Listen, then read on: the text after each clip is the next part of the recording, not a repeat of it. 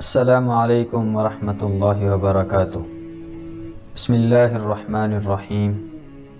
نحمدہ ونصلی ونسلم علی رسولہ الکریم۔ معزز ناظرین، امید ہے آپ خیریت سے ہوں گے۔ آج کی ہماری ویڈیو کا عنوان ہے مسلم فاتحین کا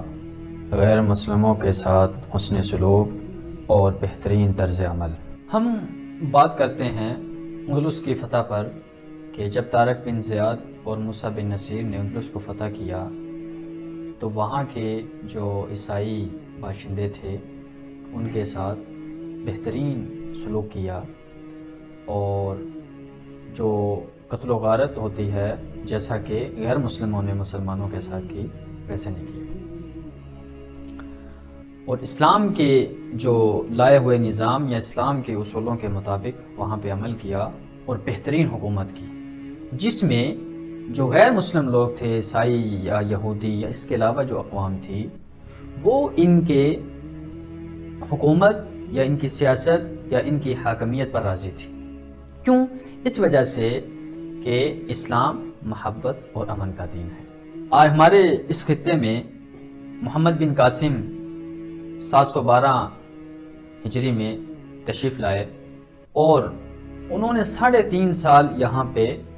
قیام کیا ہندوستان کے سرزمین پر۔ جب وہ یہاں سے چلے گئے ہندوستان کو چھوڑ کر، تو ہندوؤں کے لوگوں نے، ان کے بڑے بڑے لوگوں نے ان کا اسٹیچو بنایا اور باقاعدہ اس کی پوجا کرتے تھے۔ کس وجہ سے کہ انہوں نے ان کے جو ہندوؤں کے بڑے بڑے حاکم تھے، وہ جیسی ان کا جو طرز حکومت تھا اس سے بہترین حکومت کی اور لوگوں کے ساتھ بہت اچھا سلوک کیا، خواہ وہ مسلمان تھے یا ہندو تھے یا سکھ تھے یا جو بھی دوسرے مذہب سے تعلق رکھتے تھے۔ اس کے مقابلے میں ہم یہ دیکھتے ہیں کہ غیر مسلم جو کمانڈر یا غیر مسلم جو فاتحین تھے، ان کا جو طرز عمل تھا وہ ایسا نہیں تھا، اس وجہ سے کہ انہوں نے اپنے بنائے ہوئے اصولوں کو ہی پس پش ڈالا، اور ایک جو اصول یا ایک وضع یا ایک رواداری جو ہوتی ہے جو اسلام نے دی ہے، وہ اس سے یکسر انہوں نے اعراض کیا،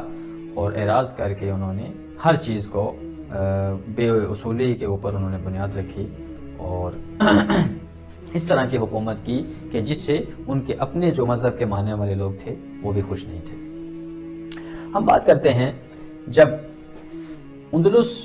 پر مسلمانوں نے 800 سالہ حکومت کی، مسلمانوں کی حکومت بدقسمتی سے ختم ہوئی، تو جو اصول یا جو معاہدہ عیسائیوں نے مسلمانوں کے ساتھ کیا، اس کی ایک شک پر بھی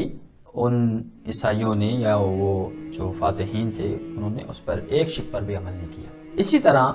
آپ دیگر جو ان کے لوگ تھے، فاتحین تھے، ان کا اگر آپ طرز عمل دیکھیں، تاریخ کا مطالعہ کریں، تو ہمیں یہ بات سمجھ میں آتی ہے کہ اپنے بنائے ہوئے اصولوں کو انہوں نے پس پش ڈالا اور کسی ایک پر بھی انہوں نے عمل نہیں کیا۔